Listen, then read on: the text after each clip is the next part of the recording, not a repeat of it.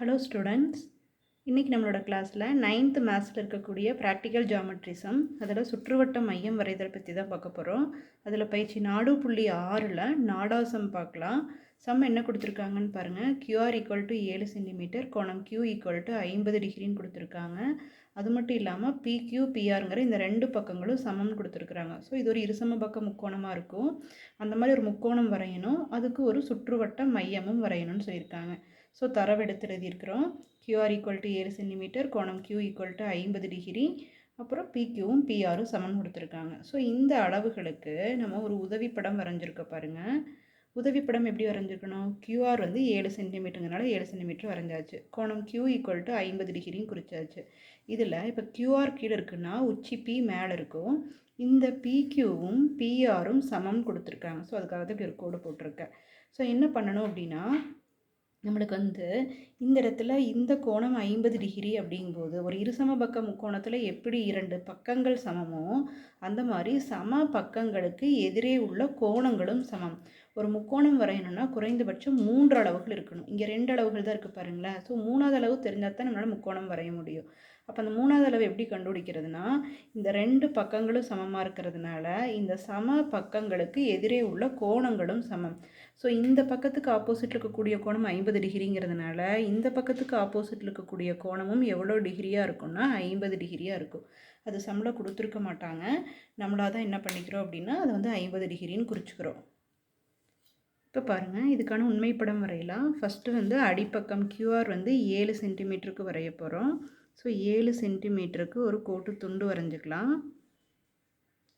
பாருங்கள், எக்ஸாக்டாக 7 சென்டிமீட்டருக்கு வரைஞ்சிருக்கிறோம். இதோட பேர் QR, இதோட அளவு எவ்வளோன்னா 7 சென்டிமீட்டர். இப்போ கோணம் Qவும் 50 டிகிரி, கோணம் Rவும் 50 டிகிரிங்கிறதுனால ப்ரொட்ராக்டரை Qலையும் Rலையும் வச்சு 50 டிகிரிக்கு கோடு வரைய போகிறோம். ஸோ இடது பக்கம் வைக்கும்போது நம்ம என்ன ஸ்கேல் பார்க்கணுன்னா இன்னர் ஸ்கேல் பார்க்கணும். இதில் பாருங்கள், இன்னர் ஸ்கேல் 50 டிகிரி இங்கே இருக்குது. ஸோ மார்க் பண்ணிவிட்டு ஒரு கோடு வரைஞ்சிக்கங்க.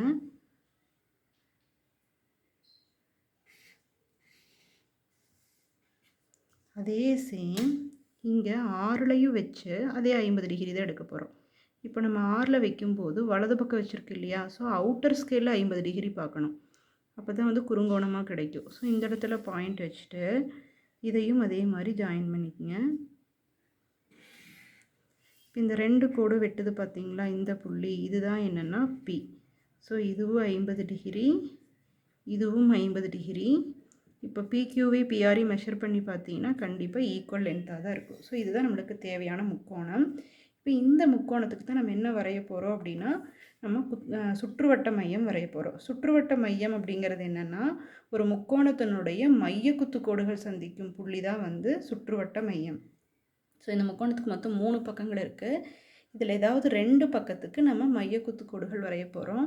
ஸோ மைய குத்துக்கோடு எப்படி வரையணும்னா, இந்த QRங்கிற பக்கத்துக்கு மைய குத்துக்கோடு வரையணும் அப்படின்னா QRங்கிற பக்கத்தில் மோர் தேன் ஹாஃப் எடுத்து மேலே ஒரு வில்லு, கீழே ஒரு வில்லு, அதே அளவை மாற்றாமல் ஆறுங்கிற பாயிண்டில் வச்சு மேலே ஒரு வில்லு, கீழே ஒரு வில். இது ரெண்டும் வெட்டுற இடத்த நீங்கள் ஜாயின் பண்ணி ஒரு கோடு போட்டிங்கன்னா அதுதான் இந்த QRங்கிற பக்கத்துக்கான மைய குத்துக்கோடாக இருக்கும். சரிங்களா? ஸோ ஒரு மைய குத்துக்கோடு வரைஞ்சிட்டோம்.